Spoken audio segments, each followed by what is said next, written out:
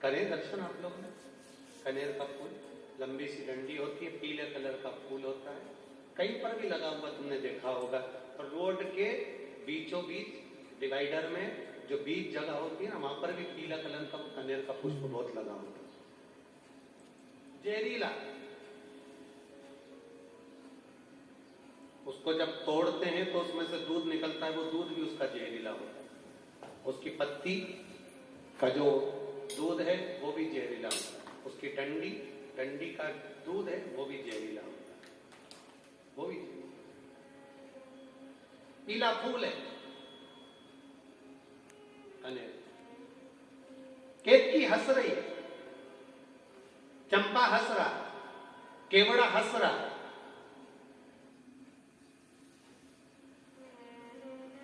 देवऋषि नारद का वहीं से निकलना हुआ।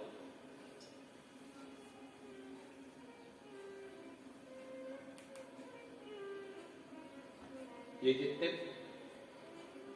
पुष्प के पौधे हैं,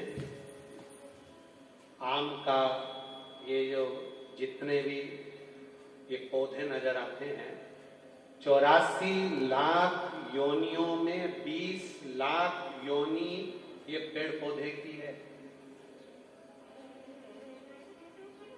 84 लाख योनियों में 20 लाख योनि पेड़ पौधे की है।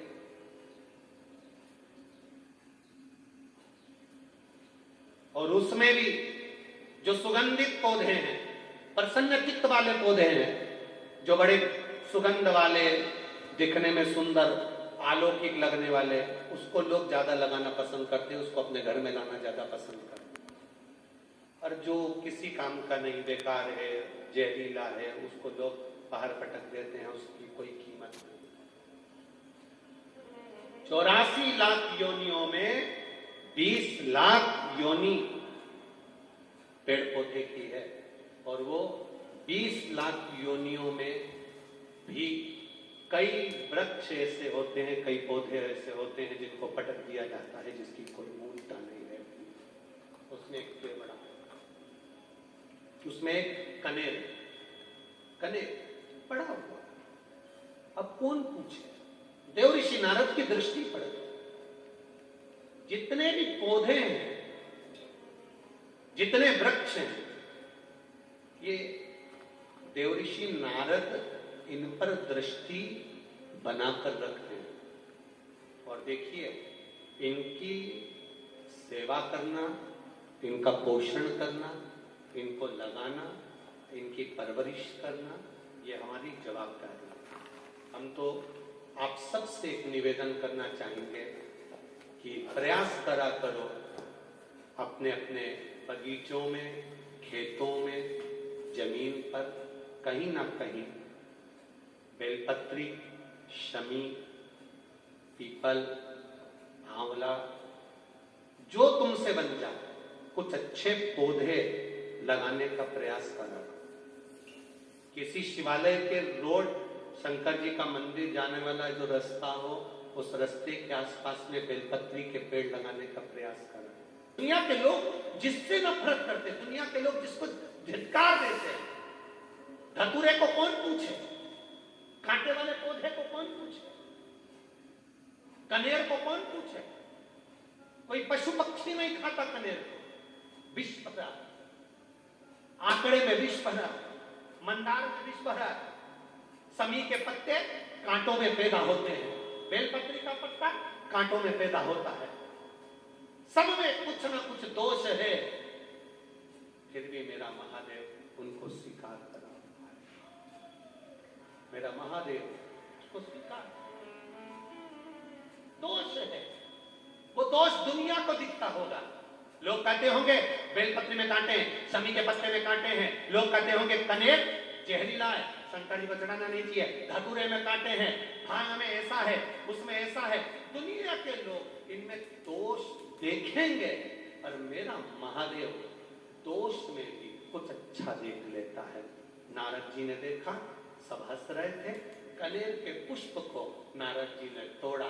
तोड़ते तोड़ते आकाश मार्ग से नारद जाते जाते उस कनेर के पुष्प को एक कैलाश की शिला पर रख दी है। कैलाश की शिला पर वो कनेर का पुष्प रखा था। उस कनेर के पुष्प को भृंगी ने उठा लिया। भृंगी ने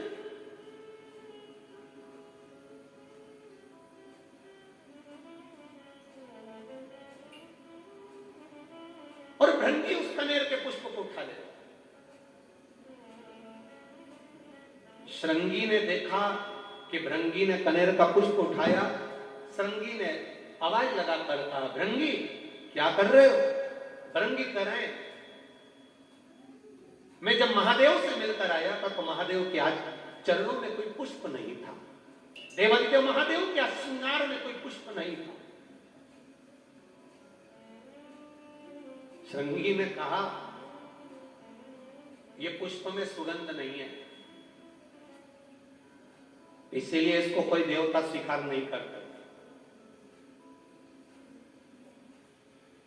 भृंगी ने कहा, शमशान की राख मनुष्य के कपड़े पर लग जाती है तो मुर्दा जलाकर आने के बाद नहाना पड़ता है।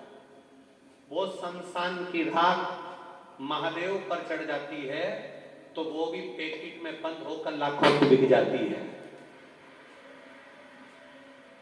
शमशान की राख मनुष्य के कपड़े पर लग जाए तो उसको शमशान से आकर नहाना पड़ता है।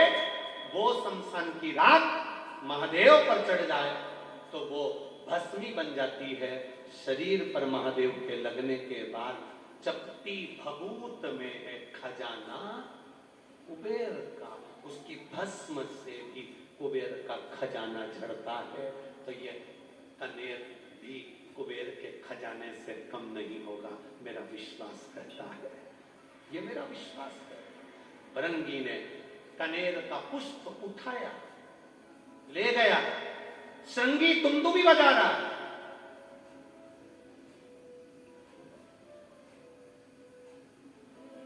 श्रृंगी तुमदुबी बजा रहा।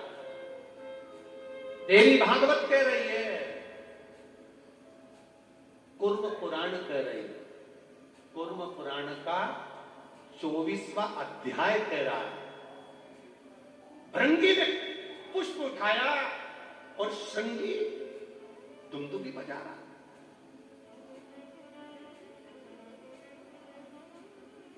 दुमदुमी अब जैसी दुमदुमी बजना चालू हुई तो पूरे कैलाश में चर्चा हो गई। ऐसा लग रहा है कि कुछ जरूर हुआ है। इतनी दुमदुमी बज रही तो जरूर कुछ हुआ है। अब हुआ क्या है पता करो। माता पार्वती जी ने गणेश जी को भेजा, माता पार्वती जी ने कार्तिकेय को भेजा। माता पार्वती जी ने जब गणेश कार्तिकेय को भेजा तो गणेश जी महाराज ने अपनी सूंड में जल भरकर ऊपर की ओर फेंका। देवताओं को लगा जरूर कोई बात है। सारे देवता आकर खड़े हुए। हुआ क्या? दुमदुमी अचानक क्यों बजने लगे? अपने गांव में अचानक ढोल बजने लगे तो पता तो करना पड़ेगा कि हुआ क्या है, किसके घर छोरा हुआ, किसके यहाँ शादी हुई, किसके यहाँ क्या हुआ। तो मालूम पड़े कि साहब ना तो छोरा हुआ ना शादी हुई, फिर ढोल क्यों बजे?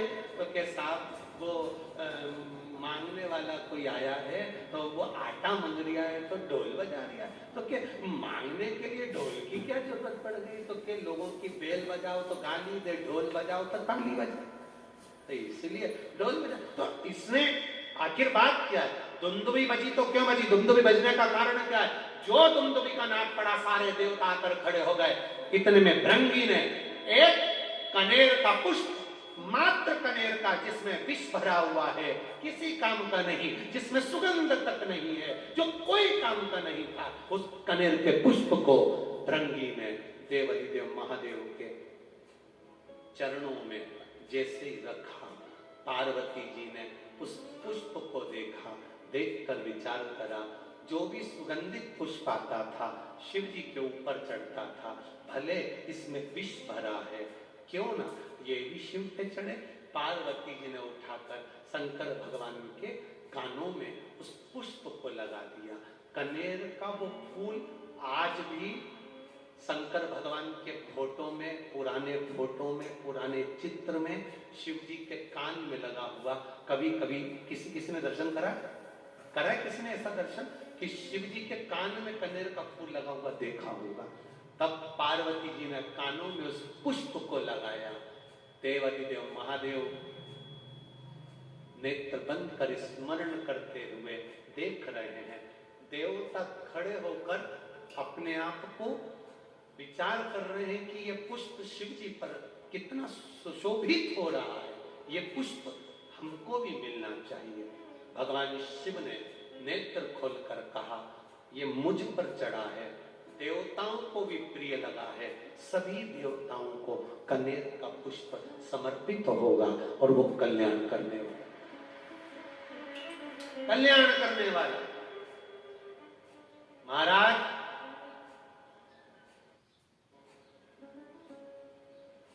जहां पर पति और पत्नी के संबंध बेकार हो जाते हैं, विवाद हो जाता है, अदालत में बात पहुंच जाती है, परिवार वालों पर दहेज का केस चालू हो जाता है, कहीं ना कहीं किसी ना किसी रूप में कार्रवाई चालू हो जाती है, पति पत्नी में वापिस प्रेम को बढ़ाया जाए। उस प्रेम को बढ़ाने के लिए शंकर भगवान का समझिए शिवलिंग, कनेर के पुष्प की माला, काई के पुष्प की, कनेर का वो पीला जो फूल होता है, आप टीवी पर दर्शन कर रहे होंगे, कनेर के पुष्प की माला जो ऊपर जलाधारी लगी है, जिस जलाधारी में से बूंद बूंद पानी गिरता है, ये शंकर भगवान की 5 बेटियों का स्थान है। कौन कौन सी बेटी नाम लो? जया, विषहरा, श्यामली बारी, दौतली और 5वें नंबर की देव। ये शिव जी की 5 लड़की है जो पानी बूंद बूंद नीचे गिरा रही है।